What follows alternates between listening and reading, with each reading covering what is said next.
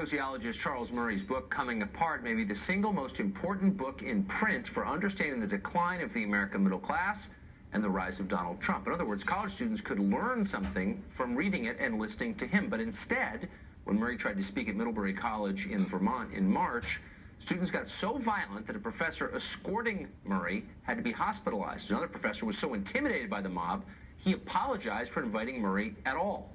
We recently spoke to the Secretary of Education in Ronald Reagan's administration, Bill Bennett, about what happened. This does seem, it's one of a million examples, but it seems particularly illustrative because Middlebury A is a serious school.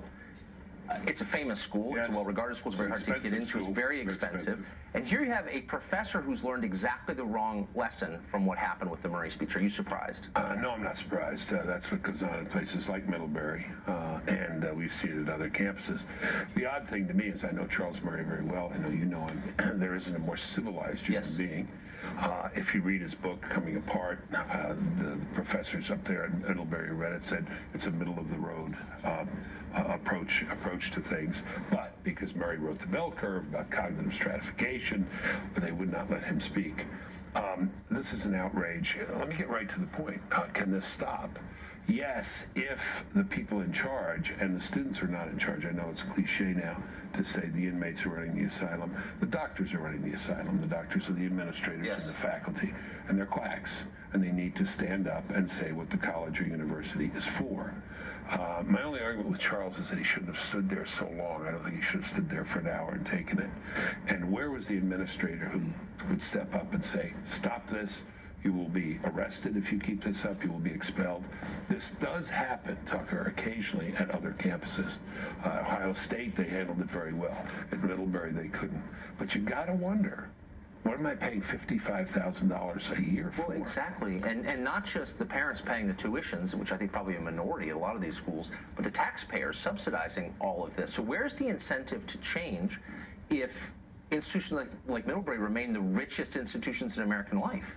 There's not much incentive to change from the perspective of the parents, because as we found out when I was Secretary of Education, they will pay almost anything to get a prestige degree, or what's told to them to be a prestige degree. The only people who I think who can do it in the short run are the Board of Trustees, if they have any sense of responsibility, and the faculty. However, this bubble may burst.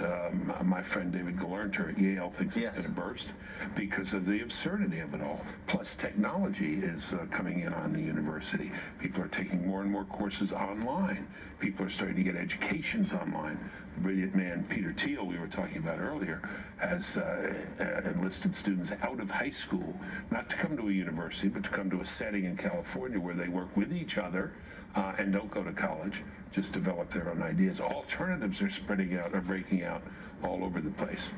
But in the short run, couldn't we do this, Tucker? Which is, if you have someone on campus with whom you disagree, or a number of students disagree, have someone with an opposing point of view, give a counter presentation, or have a debate. This is what happened to me. When I went to Stanford to defend Western civilization, they said, anybody around who can defend Western civilization, anybody interested? Put my hand up, sure, I'll do it. Anybody else, I'll do it. I went out, and they said, but you must respond to critics. You must respond to the faculty. I went out, did an hour and a half with the faculty after my speech. That's the way to do it. Don't shout them down. Hear the argument. If it's absurd, show it to be absurd by your own argument. Well, that's the premise of the show. Legitimate debate is the key way that people's minds are changed, I think. You would think, especially on a campus, on a university, the free marketplace of ideas, you know, this is what it's supposed to be. And I always think, there's a great line from Eva Brand. She was one of the tutors at St. John's College. Yes. She said, these little republics are dependent upon this larger republic and its principles.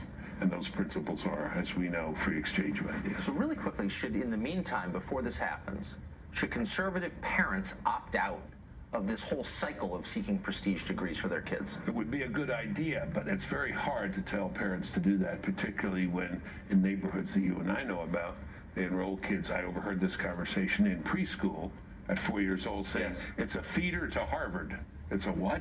It's a feeder to Harvard at 4. So people seek prestige, and as the sociologists will tell you, this is one of the things most sought after, after people satisfy their basic material needs, status.